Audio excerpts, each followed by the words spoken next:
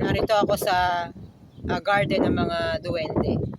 Meron po kasi ditong bonsai na pink flower. Here in Asdon, please watch this. Diba? Para lang ano siya, para lang pink blossom. Hindi, maliit pero malupit. Mga 10 years pa, maganda na ito. Katatanim lang nito eh. Lumalaki siya na halaman. Pero kung gagawin puno, siguro to ang ganda. Ganda niya. Babae, nilalamig na ako. Yan pa oh.